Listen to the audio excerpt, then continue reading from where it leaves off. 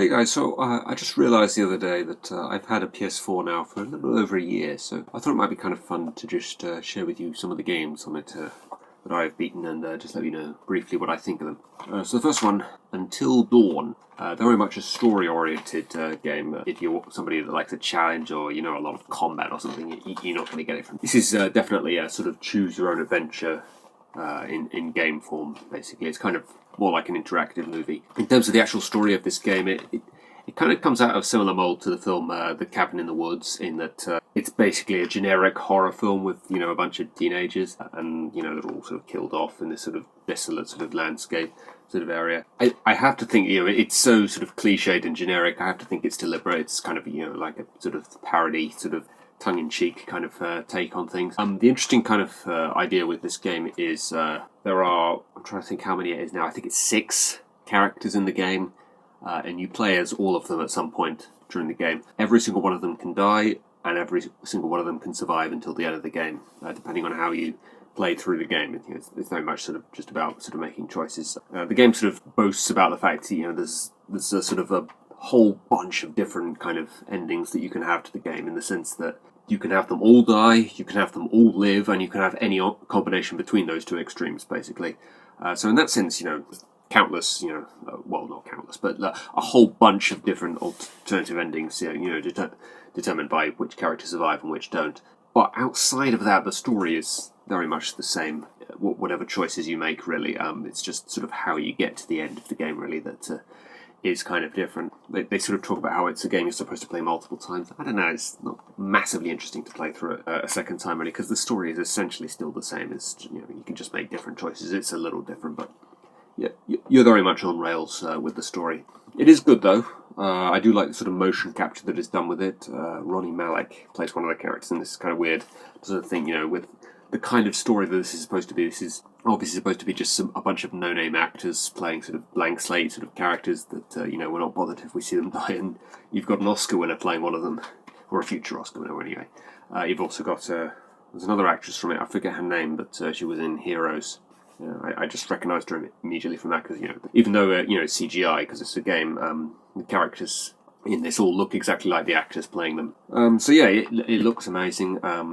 It's kind of a nice sort of experience. It's very much a sort of interactive movie, and I kind of like that sort of approach of actually being a character in a movie. It's not like you're just making choices either. You actually get to move them around and get them to do sort of quick time events, certain things. I'm not a huge fan of quick time events normally, but this is the kind of game where they do make a lot of sense. It's very horror based. It's very much about the experience. If you want a sort of challenge or anything, you're not going to get it from this game. Yeah, definitely for a story based game, it's really good. I don't think I really need to talk about this one. I think enough people already know about this one, and hopefully the sequel is coming out sometime this year, if not early next year. Yeah, played this on the PS3, played it again on the PS4, thinking.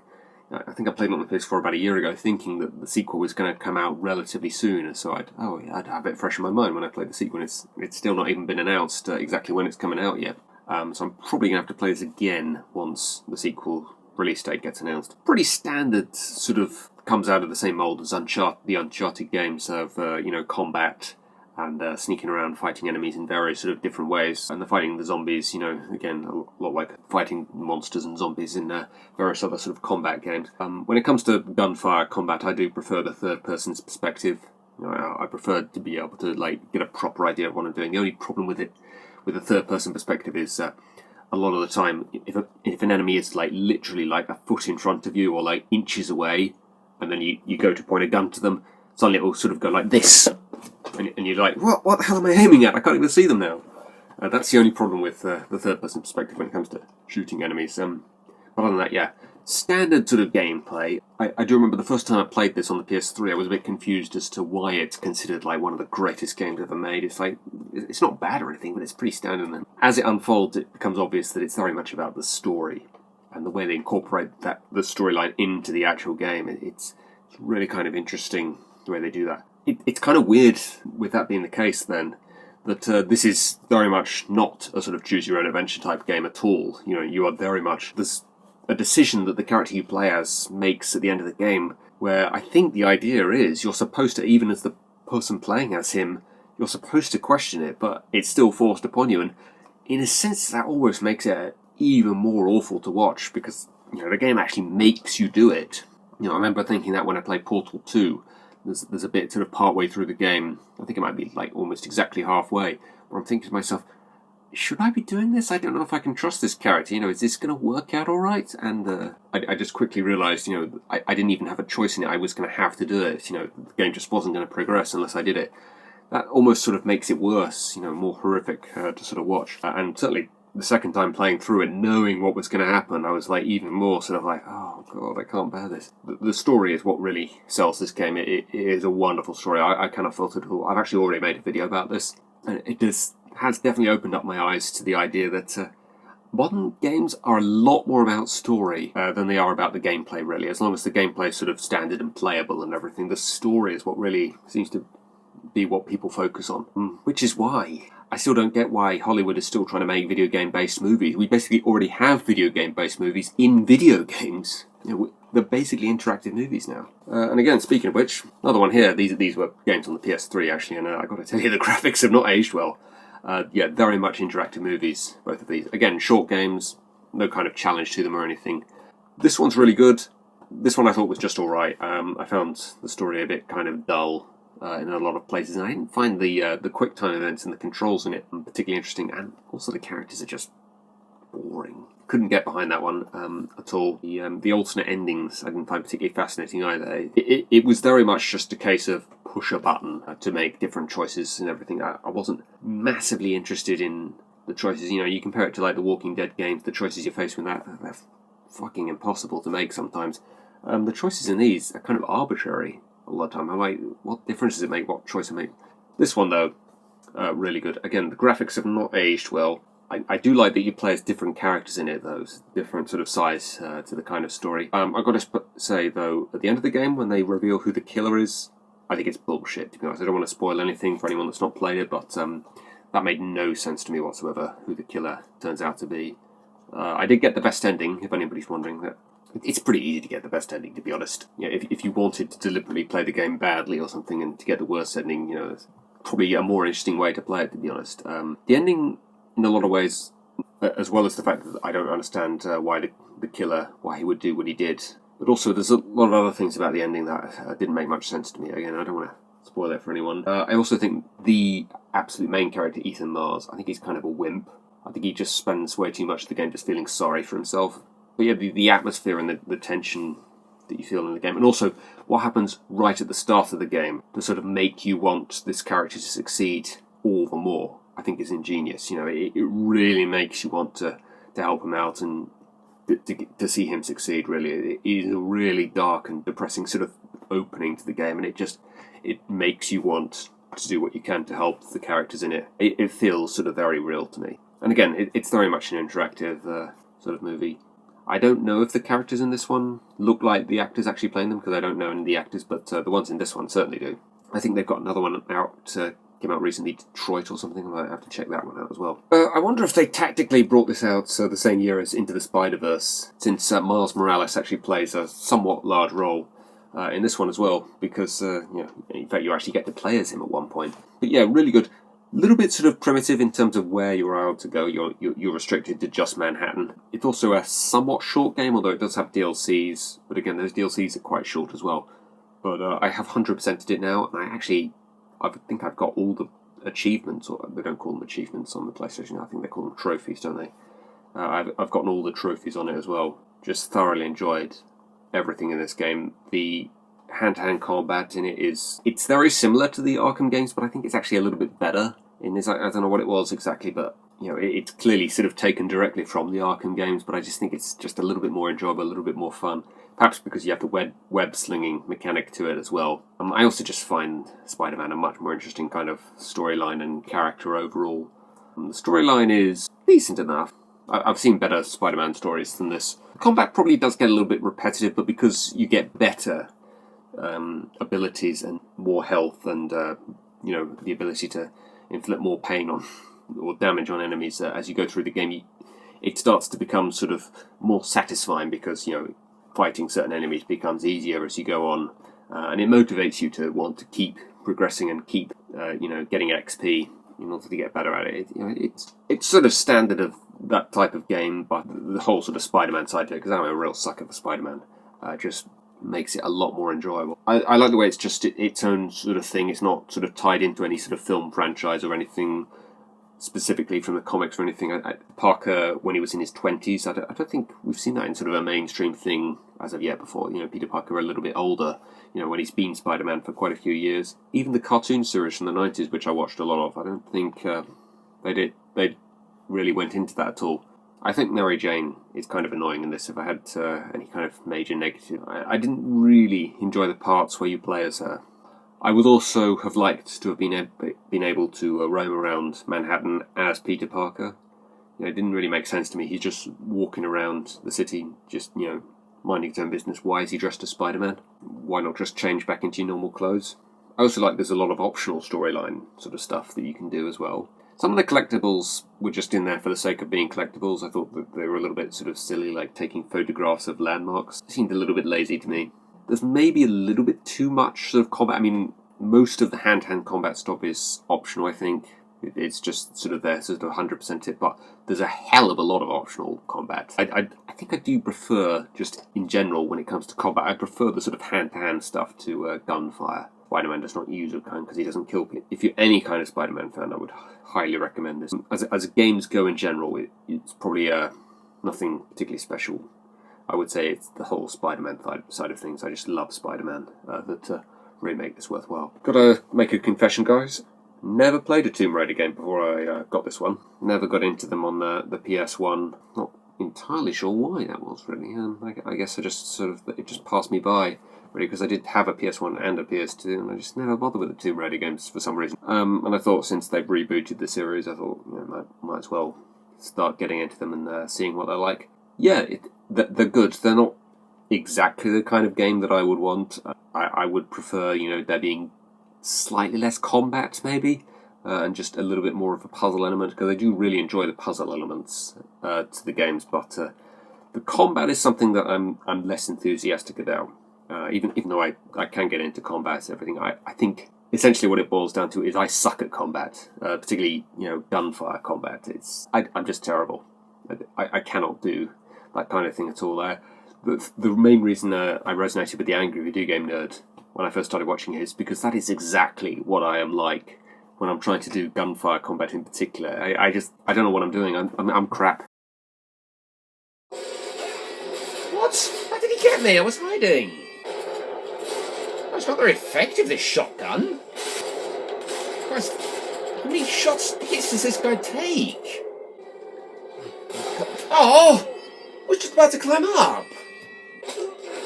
All that effort. I have to start all over again. Oh, bloody hell! I just got it! And they bloody blow me up. Oh, wow! Who is getting me from there? I'm taking cover. Wait. Climb up! No, not a long up! Just got in position to shoot him. Oh, bloody hell! How do you get the guy without being blown up? People have watched me in the past and said, "You're really not very good, are you?" I was like, I know, shut up. The exploration sort of element, the free roaming element, actually, I didn't expect that. You can get from this really interesting, a lot of kind of interesting sort of collectibles, and the optional exploring kind of elements that you can do in this is really kind of interesting. I don't think I'm even close to 100%ing this game yet, so I should get back into it at some point. Yeah, a lot of optional sort of storyline kind of stuff. It's really good. I think it's kind of silly that Lara does not appear to have any kind of physical body armor protecting her at all. In fact, there are some outfits she wears where you can actually see quite a lot of bare skin, and she just runs directly into gunfire and she's fine and everything. It's interesting, actually, the life bar seems to have just gone away from games now. It doesn't seem like any games have that now. You just sort of have to just avoid being hit for a few seconds and you're back to full health.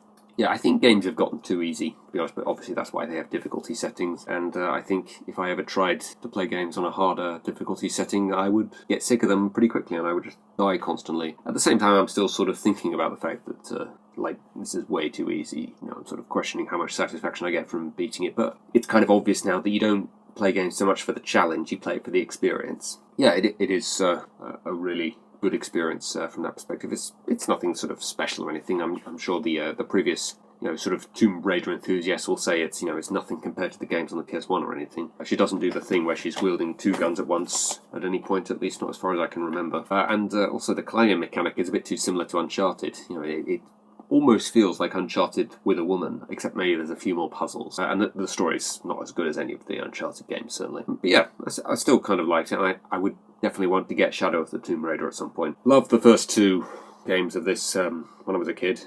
Played them non-stop on the PS1. For some reason, I never played Year of the Dragon, so this was my opportunity to play Year of the Dragon for the first time and also revisit a couple of classics. And yeah, I remember when I first started playing this, I thought, oh, well, this looks good. It looks like a typical sort of modern game and everything. Is this really been sort of remastered in any kind of sort of massive way? And then you go back and you watch like footage on YouTube of what the original game looked like. I'm like, wow, they really did step it up. The grass they added in suddenly that you can singe in particular is really impressive.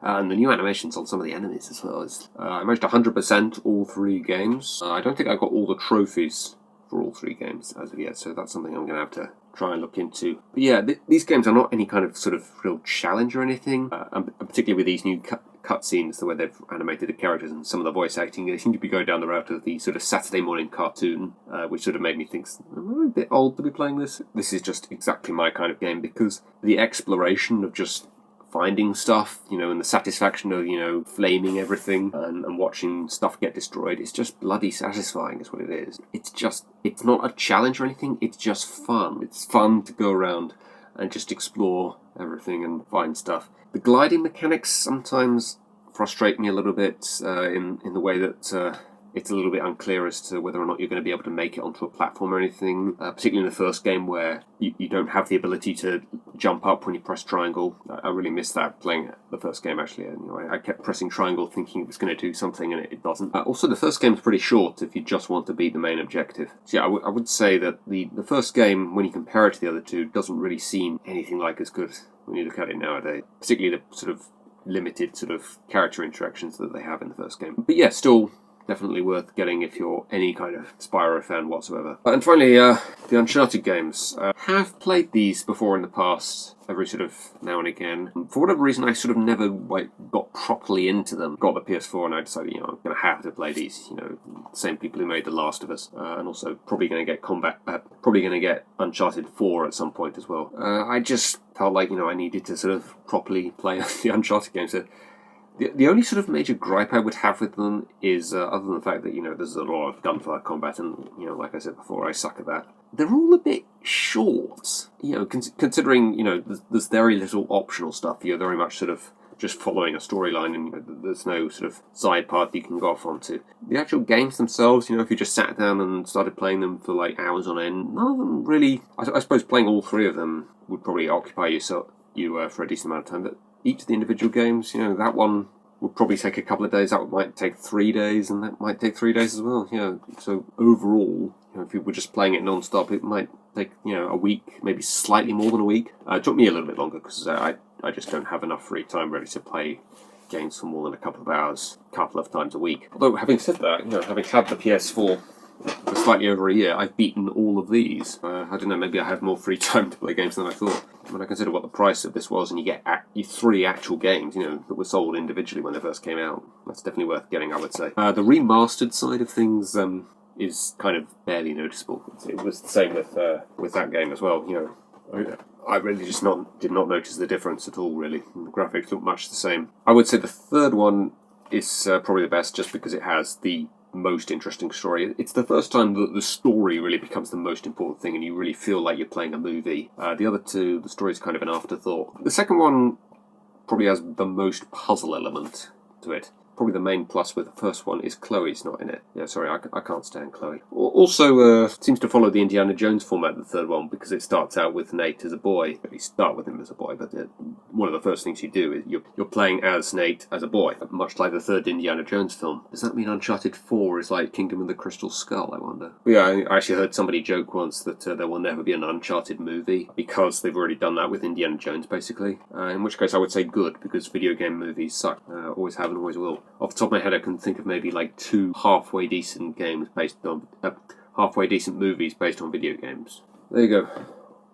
That's what I've beaten on the PS4 in the past year, and that's what's next. See ya.